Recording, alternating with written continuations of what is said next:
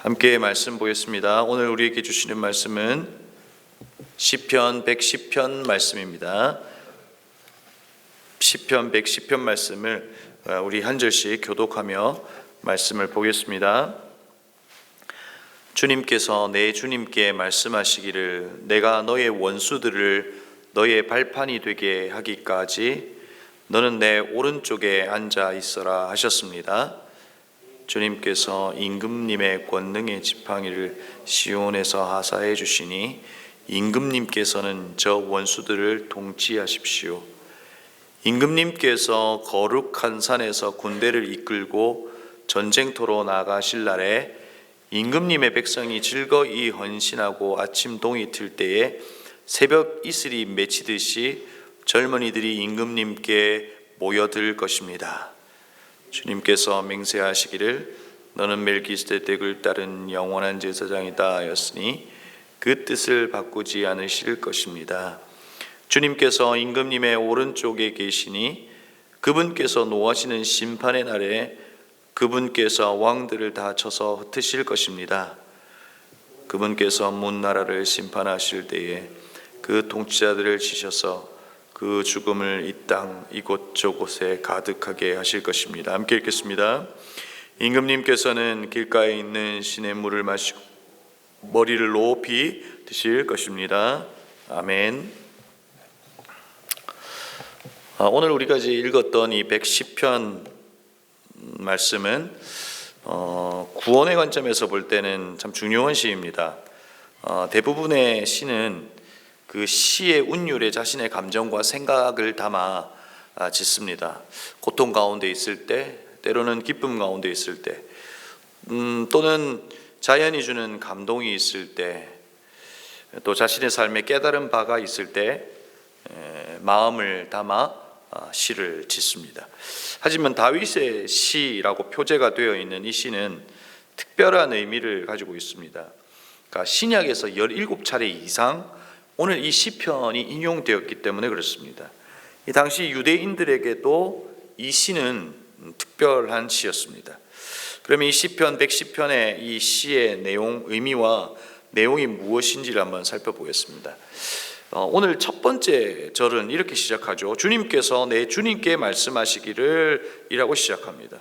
사실 첫 절부터 좀 이해하기 힘듭니다. 왜냐하면 주님께서 내 주님께라고 되어 있기 때문에 그렇습니다. 이 다윗에게 있어서 오늘 여기 성경이 말하는 첫 번째 주님은 누구이고 또 두 번째 주님은 누구일까 하는 거죠. 이걸 개역 개정으로 읽으면 좀 이해가 쉽습니다. 개역 개정은 이렇게 되어 있죠. 여호와께서 내 주에게라고 되어 있습니다. 그러니까 첫 번째 주는 여호와 곧 하나님이라는 것을 우리가 알 수 있고요. 그러면 도대체 두 번째 주님은 누구일까요? 그러니까 첫 번째가 하나님이니 두 번째는 하나님이 분명히 아닐 겁니다.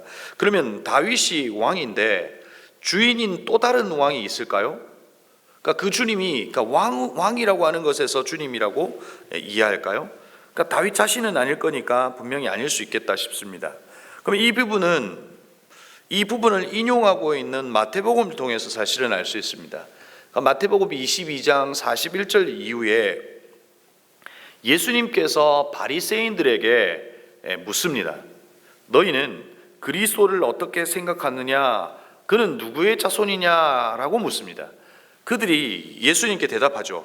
다윗의 자손입니다 라고 대답합니다. 근데 여기서 바리새인들의 대답은 다윗의 자손인 족보를 가진 사람입니다. 바로 그 사람이 예수님입니다 라고 하는 그냥 단순한 표현으로 이 대답을 하고 있는 것이죠. 근데 이때 예수님께서 오늘 본문 말씀 시편 110편 1절의 말씀을 인용하면서 말씀하세요. 예수께서 다시 그들에게 말씀하셨다. 그러면 다윗이 성령의 감동을 받아 그를 주님이라고 부르면서 말하기를 주님께서 내 주께 말씀하셨다. 내가 내 원수를 발 아래서 굴복시키실 때에 너는 내 오른쪽에 앉아 있으라 하셨으니 이것이 어찌 된 일이냐.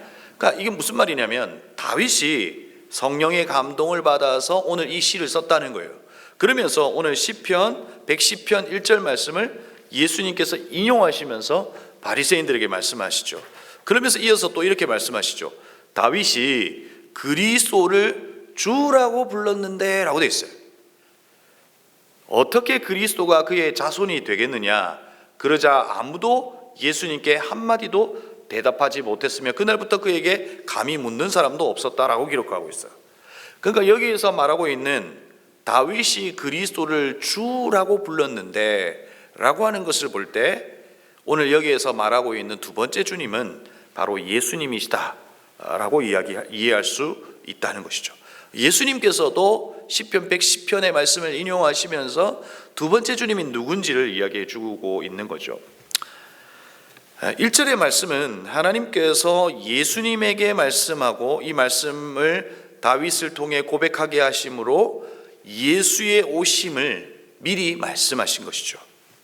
내가 너의 원수들을 너의 발판이 되게 하기까지라고 기록되어 있어요. 발판이 되게 한다라고 하는 말은 원수가 발 아래에 있다, 그러니까 원수가 완전히 복종한다라고 하는 의미를 가지고 있죠. 다시 말해서 왕의 승리를 이야기하고 있는 것입니다. 그리고 이어서 말씀하죠. 그리고 너는 내 오른쪽에 앉아 있으라. 이것은 예수님의 승천 이후에 하늘 보좌 우편에 앉아 계신다라고 하는 뜻으로 이야기하고 있는 거죠. 그러니까 이 1절의 말을 해석하면 이런 거죠. 예수님께서 이 땅에 오셔서 십자가와 부활로 세상 임금인 사탄에게 승리하셨고 승천하셔서 하늘 보좌 우편에서 이 온 우주 만물을 다스리신다라고 하는 것이 바로 이 1장의 내용에 포함되어 있는 거죠. 그러니까 다윗은 하나님께서 주신 감동을 따라 시를 썼습니다. 이 시는 당시 왕의 즉위식을 위해서 쓴 시일지 모르지만 하나님께서는 다윗에게 감동을 주어 예수의 오심을 이야기하고 있다는 겁니다. 그의 오심을 통해서 이 땅을 다스리실 것이다 라고 하는 것을 이야기하고 있는 것이 바로 110편이라는 것이죠. 오늘 시편 110편의 말씀이 우리에게는 그리 큰 감동이 되지 않을 수 있습니다. 그러나 예수님의 기적도 보고 말씀을 들었던 수많은 무리들이 있었지만 오늘 이 말씀을 통해서 예수님의 오심이 하나님의 계획이었음을 알게 되었다는 것이죠. 그러니까 단순히 시편 110편은 그냥 단순한 시가 아니라 오늘 우리에게는 그렇게 큰 감동이 되지 않을 수 있지만 예수님의 기적도 보고 또 예수님을 눈으로 직접 보았지만 하나님으로 인정하지 못했던 이들에게 이 시편의 이 시는 예수의 오심과 하나님의 철저한 계획 안에 있었다라고 하는 사실을 알게 되더라는 것이죠. 그것이 사도행전 2장에서 베드로가 시편 110편의 말씀을 인용하면서 설교하는 그 말씀을 통해서 알 수 있습니다. 2장 34절과 39절의 말씀 좀 긴데요. 성경이 있으신 분들은 아마 표시해 놓고 한번 읽어보시면 좋을 것 같아요. 제가 그 부분 한번 읽어드릴게요.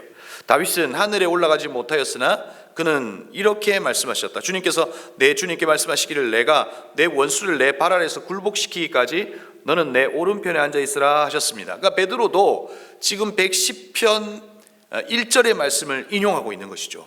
그러므로 이스라엘 온 집안은 확실히 알아두십시오. 하나님께서 여러분이 십자가에 못 박은 이 예수를 주님과 그리스도가 되게 하셨습니다.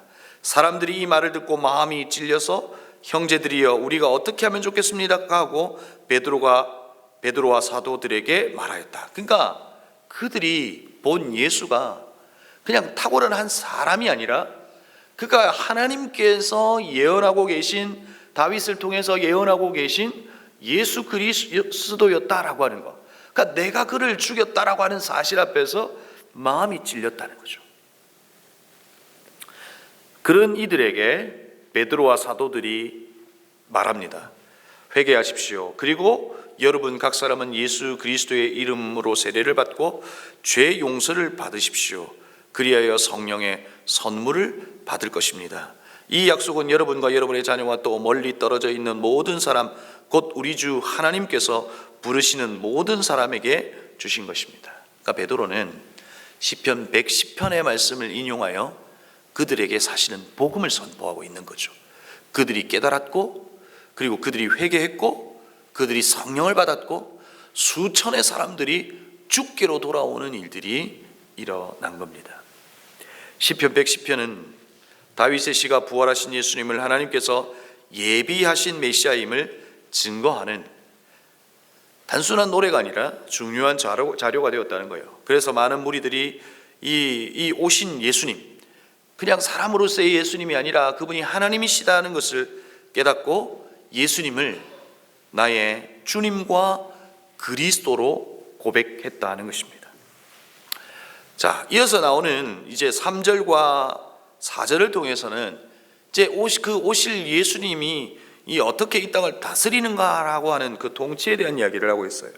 3절에서 이슬 같은 젊은 군인들이 하나님께 모여들어 다스림을 받게 될 것이다. 그러니까 그들이 주님께 모여들 것이다. 4절에서는 너는 멜기세덱을 따른 영원한 제사장이다. 그러니까 하나님께서 예수님에게 너는 멜기세덱을 따른 영원한 제사장이다 라고 말하고 있는 거죠. 그러니까 창세기 14장 18절에 등장하는 멜기세덱은 예루살렘의 왕이었어요. 또 지존하신 하나님의 제사장이었죠. 그러니까 왕과 제사장의 직분을 동시에 수행하는 이였습니다. 바로 이 예가 예수님에게 다시 재현된다라고 하는 이야기를 하고 있는 거죠. 그러니까 히브리 기자가 멜기세덱을 이야기하면서 그리스도의 모형으로 4번이나 이야기하는 거죠. 그러니까 이 시편의 고백을 통해서도 예수님은 왕과 제사장의 직분을 가진 그 예수님이 재현될 것이다, 오실 것이다 라고 하는 것을 이야기하고 있는 거죠. 이 멜기세덱을 빗대어 말씀하고 있는 것이죠. 그리고 5절에서 7절까지는 다윗은 메시아의 영광스러운 승리를 고대합니다. 5절에서 하나님의 우편에 계신다라고 이야기하죠. 우리가 잘 알고 있듯이 하나님의 모든 권능을 가지고 이 열방과 세상을 다스리시는 왕이시다 라고 하는 것을 이야기합니다. 길가에 시냇물을 마시고 그로 인해 기운을 낸다 라고 하는 표현은 그분이 생기를 되찾음을 이 비유적으로 표현하고 있고, 머리를 드시리로다 라고 하는 것은 그분께서 승리하신다 라고 하는 것을 이야기하고 있는 것입니다. 성도 여러분, 이제 성탄을 앞둔 우리에게 예수님은 하나님의 계획 가운데 오신 하나님이시다라고 하는 것을 우리는 기억해야 합니다.